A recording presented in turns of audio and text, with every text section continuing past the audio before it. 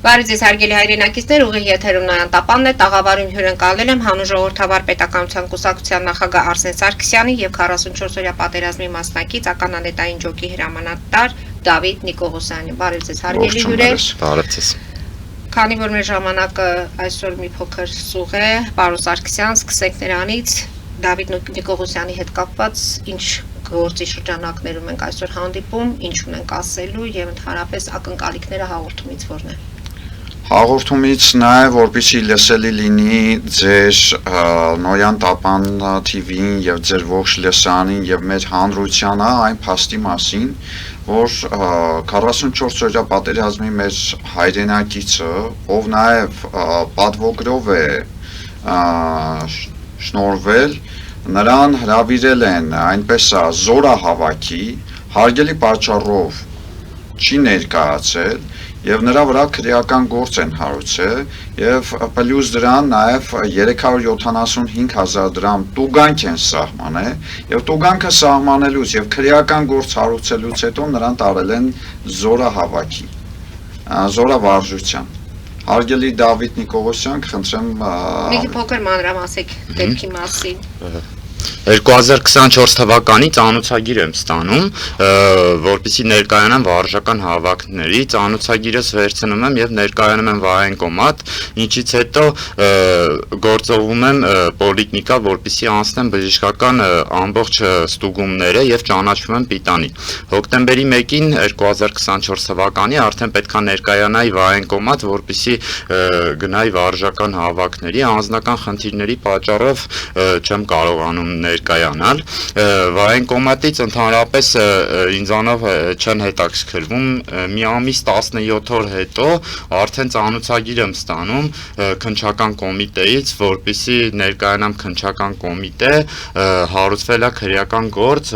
խուսափելու հոդվածով ներկայանում եմ քննչական կոմիտե քննիչը ասում է որ խուսափում ես դու վարժական հավաքներից քրեական գործ է հարուցված ես չեմ խուսափում վարժական հավաքներից ու տեղում դիմումս դրացնում եմ, որ մյուսին մասնակցեմ։ Տեսեք, խնդիրն ինչումն է։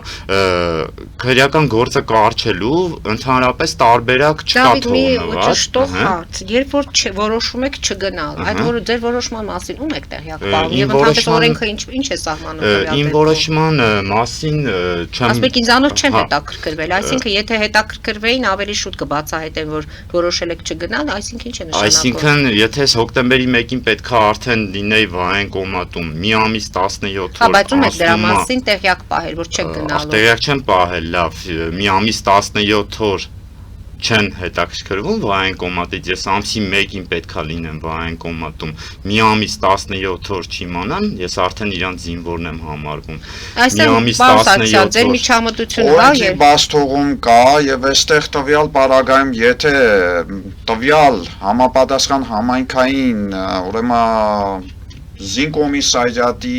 ղեկավարը եւ ողջ անձնակազմը տեղում լինեին, այսինքն 17 օր քաղաքացին չի ներկայացել, չի գնացել, այսինքն եթե նրանք տեղում լինեն, եթե նրանք իրենց անգործություն ասեն կամ դիտավորություն ասեն, դա թող օրենքը բացահայտի, կարելի է նաեւ դիմել հակակոռուպցիոն, հասկանալ պետական այրերը, ինչու տվյալ պարագայում անտարբերություն են դրսևորել, առավել եւս թե որպես 44-օրյա պատերազմի եթե գշեի հրամանատարը հասկանալի հարցս հետևյալն է Դավիթը ինչ որ մեկին պետք է տեղյակ պահել որ չի գնալու Այսինքն Դավիթը չի պահել, նրանց բաց թողումն է, որ մեկ ամիս միջոցով տեղյակ պահել, բայց առավել եւս այստեղ պետական այրը անելիք ունի, պետական աշխատակիցը, որ ինքը պարտավոր էր ԱԶԱՆԳ-ի միջոցով զանգահարել իր բնակարան, հրավիրեր, կամ եթե 1, 2, 3 օր չի ներկայացել, տարածքային ստորաբաժանման ոստիկանության աշխատակցի միջոցով, տեսուչի միջոցով այցելեր հասկանալ Դավիթը ինչու է խուսափում եթե խուսափում է, կամ եթե քաղաքացին ունի անձնական հարգելի պատճառ, ներկայացնել անձնական հարգելի պատճառը, միգուցե իր ծնողների միակ ապրուստի միջոցը հանապազօրյա հացը վաստակում է այս անձը։ Լավ, հասկանալի է, հիմա շարունակենք։ 1 ամիս 17 օր հետո ձեզ հիշեցի։ Տեսեք, պրոբլեմն ինչումն է, որ չկա տարբերակ, ես պարոն Փաշինյանի եւ Վարդում անձամբ հանդիպել եմ, տեսեք, պրոբլեմն ինչումն է, որ չկա տարբերակող մեխանիզմ, ես խուսափում եմ, թե չեմ խուսափում։ Այսինքն, եթե ես գնացել եմ իմ ծանոթագիրը վերցրել եմ, այսինքն չեմ խուսափում։ Եթե խուսափեի, ինձ ինչի համար են ուղարկում բժշկական ստուգումների, այսինքն չեմ խուսափում։ Ու պրոբլեմը կայանում է նրանում, ես պարոն Փաշինյանի հետ զրույցի ժամանակ ասացի, որ չկա տարբերակող մեխանիզմ, եթե ինչ-որ մեկը խուսափում է, ասում է ես խուսափում եմ ու չեմ մեկնում, շտրաֆ 375,000 դրամ, բայց ես տեղում լրացրել եմ դիմում, որ հաջորդ վարժական հավաքներին մասնակցեմ։ Կարճելու միակ տարբերակ թողնված է բժշկական թուղթը,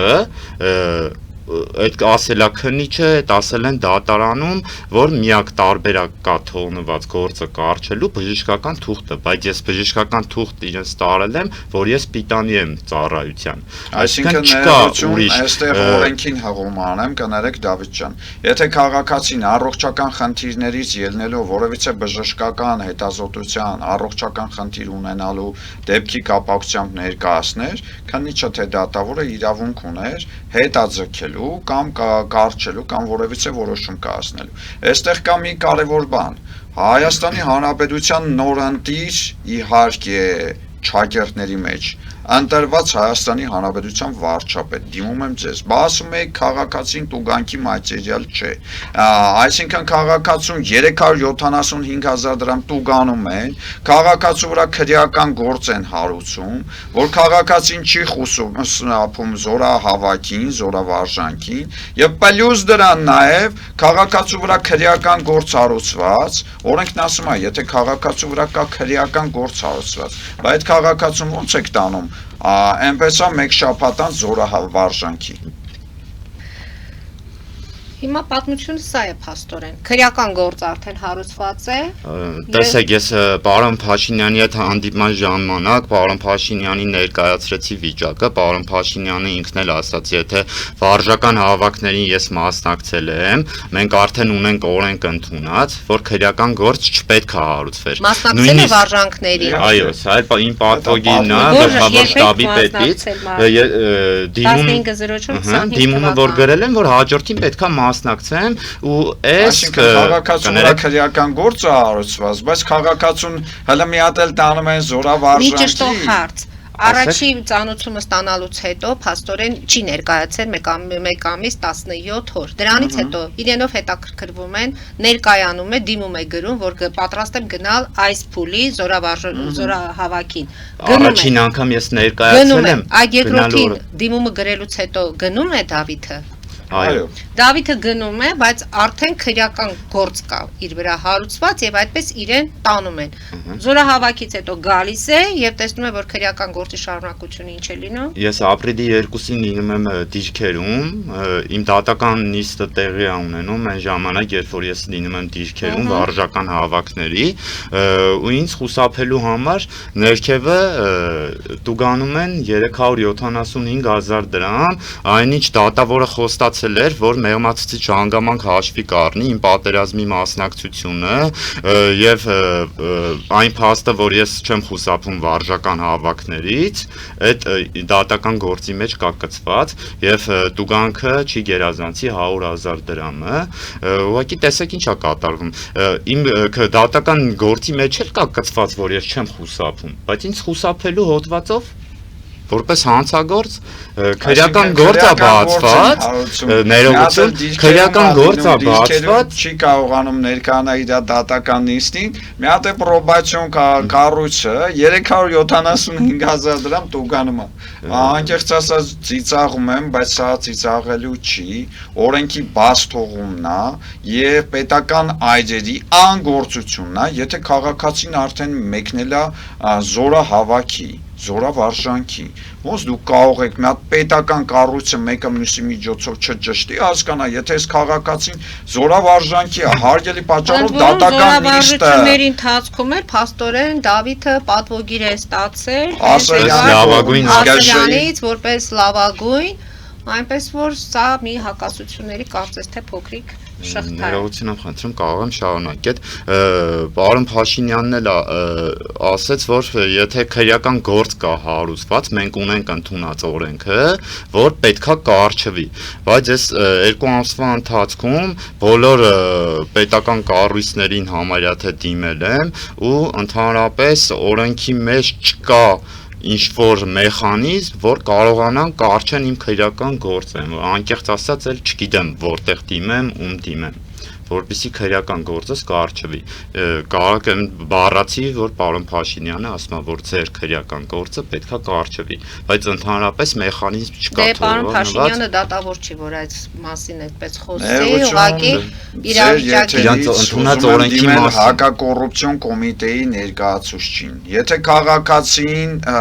այնպես է, նախ անձնական խնդիրներից ելնելով առաջի անգամ չի գնում։ Երկրորդ անգամ այնպես է հրավիրում են,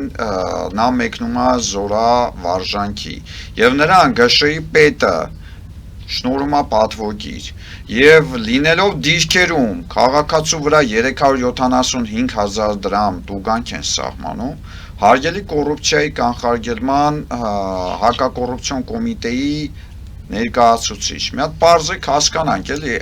այսինչ իրարամերժ, իրար հակասող օրենք է գործում, որ տվյալ պարագայում պետական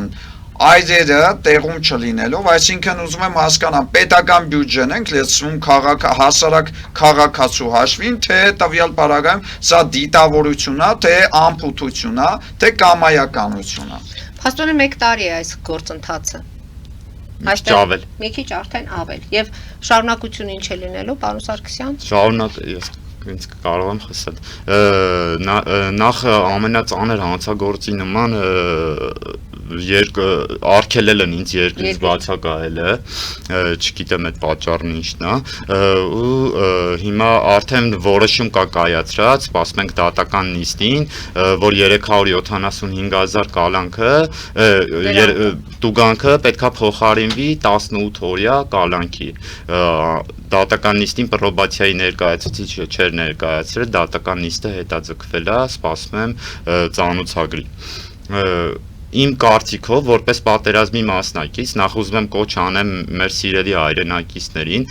որ վարժական հավաքները շատ կարևոր են մեր երկրի համար, որպես պատերազմ անցած մարդ ես տեսել եմ, որ պետքա մարդու կողքինն էլ գիտակցված լինի տիրապետի զենքին, բայց չի կարելի վարժական հավաքները դարձնել պատժի միջոց, ինչպես որ անում են։ Եվ եթե ամփոփենք, պատկերը պարզ է։ 1 տարի առաջ է գործընթացը սկսվել, 1 տարուց ավել է արդեն այս իրավիճակում է, կա քրեական գործ, մարդը չի խուսափել, ամեն դեպքում գնացել է զորավարժանքների, պատվոգրով վերադարձել է, ինքը եղել է դիրքերում, նիստ է եղել, լավ, սրա վերջը ինչպես է լինելու, դուք ինչ է լինելու, ինչպես է։ Ես այստեղ որպես թե միջազգային իրավունքի մասնագետ, թե որպես նաև տարբեր պետական կառույցներում նախկինում աշխատած անձ, տեսնում եմ, որ օրենքի բացթողում կա, օրենքի թերություն կա, թե քրեական օրենսգրքում, ինչպես նաև պրոբացիոն կառույցը,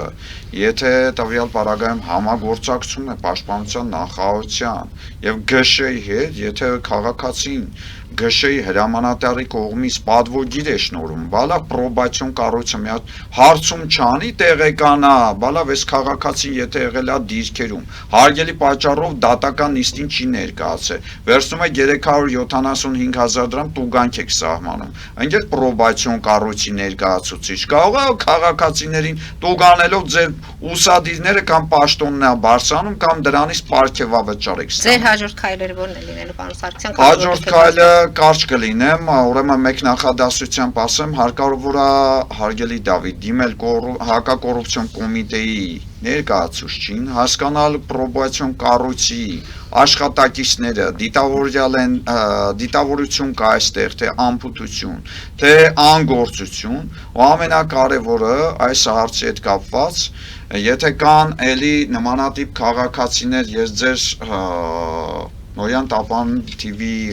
լսարանից կոչ եմ անում բոլոր մեր հայրենակիցներին, քանի որ արդեն սկսվել է բերքահավաքը, սկսվել է տարբեր միջոցառումները, տարբեր մարզերում, գյուղերում։ Եթե դուք հարգելի պատճառով կոչս բոլոր մեր հայրենակիցներին, նախ եթե ձեզ զորավարժանքի են հրավիրում, ներկայացրեք, վերցրեք տեղեկանքը եւ ըստ ընթացակարգի անցեք եւ ներկայացրեք այն բուն հարգելի պատճառը, թե ինչու չեք կարող այս ժամանակահատվածում գնալ։ Եթե դուք չեք խուսափում, իսկ եթե խուսափում եք, դա արդեն քրեորեն պատժելի արարք է, բայց եթե չեք խուսափում, ունեք հարգելի պատճառը եւ ձեզ որևիցե պետական կառույց տուգանել է կամ քրեական գործ է հարուցել, կոչս մեկն է, միացեք քաղաքացի Դավիթ Նիկողոսյանին, ազգը համախմբվելու, ոտքի կանգնելու դեպքում ցանկացած ոլորտի բաց թողի օրենք կամ օրենսդրական նախագիծ հարկավոր է փոխել իշա ժողովրդի իշա քաղաքացի։ Դավիթ, մենք կհետևենք ամեն դեպքում, այսօր երևի թե այսքանը մեր հիմնականում բուն ձեր պատմությունը լսեցինք, դրա մասին ներկայացրեցինք, գուցե պատկան մարմիններն էլ մեզ կլսեն, կհետևեն մեր հաղորդումներին։ Հաջորդ անգամ արդեն կհանդիպենք, տեսնենք ինչ ունեք արձանագրված եւ ձեր վերջին խոսքը։ Տեսեք, ես նույն քրեական գործով անցնող էլի մարդկանց հետ եմ շփվել, ու ինձ թվում է, որ պետքա օրենքի մեջ փոփոխություն արվի այն հարցի շուրջ, որ իրոք կարողանան տարբերակող մեխանիզմներ գտնել, որ մարդը խուսափում է, իմ ասած ամենակարևորն է դա։ Մարդը խուսափում է, եթե խուսափում է, թող տուգանք սահմանեն ավելի բարձր, մարդը վճարի տուգանքը ու միանգամից ասի ես խուսափում եմ, բայց ինչ որ մեկը գյուղի հարցերով, բերքի հարցով կամ ուրիշ հարցերով, եթե չի ստացվում մյուսին գնա, պետք չի քրեական գործ հարուցել, որովհետև վարժական հավաքը նորից եմ կրկնում, պատժելու համար չի, այդ մեր ազգի մարտունակությունը բարձրացնելու համար է, թեկուզ մարդը կարողա չի ուզում գնա, բայց կանչեն բացատրական աշխատանքներ տանեն, մարդը իր որոշումը փոխի։ Հոգեբանական վարքը, ինչպես նաև բացատրական աշխատանք տանելու իշա ազգիա, իշա մեր պետության անվտանգության է, ասված մի արասեց, ցանկացած պատերազմական իրավիճակում, որպեսզի ցանկացած քաղաքացի արական սեռի ներկայացուցիչ պատրաստ լինի զենք կրելու եւ իմանա զենքից օգտվելու իրավունք։ Մենք կսպասենք նորությունների, հարկ լինելու դեպքում նորից կհանդիպենք մեր տաղավարում։ Այնպես որ այսօր արդեն ավելացնելու ոչինչ չունենք, միայն մի բան, որ հարգելի հայրենակիցներ, ինքներդ էլ եղեք այդ ծանոթագրերի նկատմամբ բավականին ուշադիր եւ եթե պետք է ինչ որտեղ չգնալ, ինչպես Դավիթն է ասում, իր օրինակից ելնելով, տեղյակ պահեք եւ եղեք հետեւողական։ Գովազդ մեր եթերում, որից հետո մեր հաղորդումը համարում ենք ավարտված։ Մնացեք խաղաղությամբ եւ հետեւեք զարգացումներին։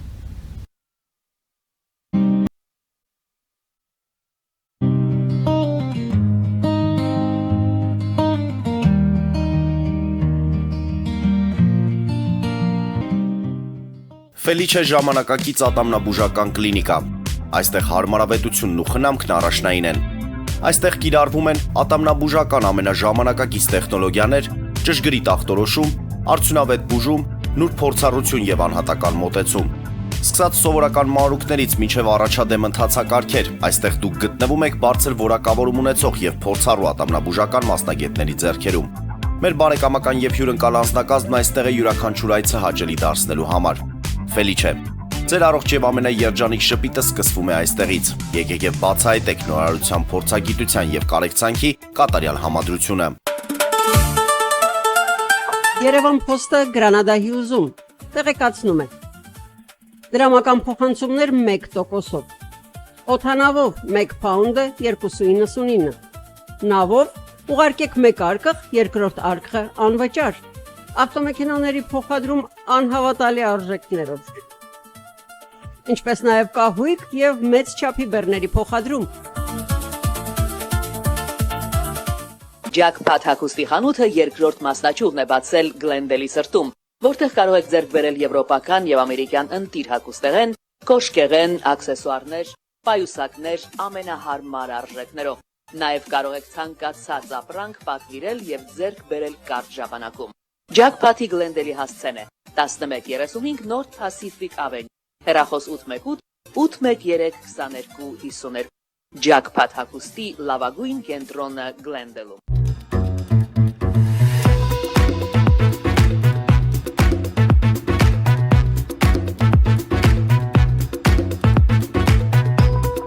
Արարատ ռեստորան, ընտանեկան եւ ընկերական ժամանցի լավագույն հասցե, սիրված արտիստներ, հյուրընկալ մթնոլորտ, հարուստ ճաշացան, անմահական խորտիկներ, Արարատ ռեստորան, հասցեն անփոփոխ, սիրով սպասում ենք ձեզ։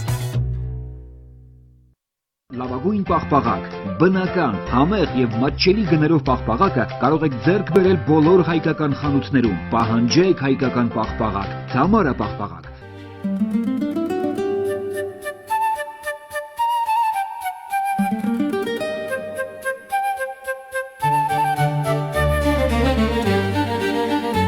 Նոյան տապան տպարան,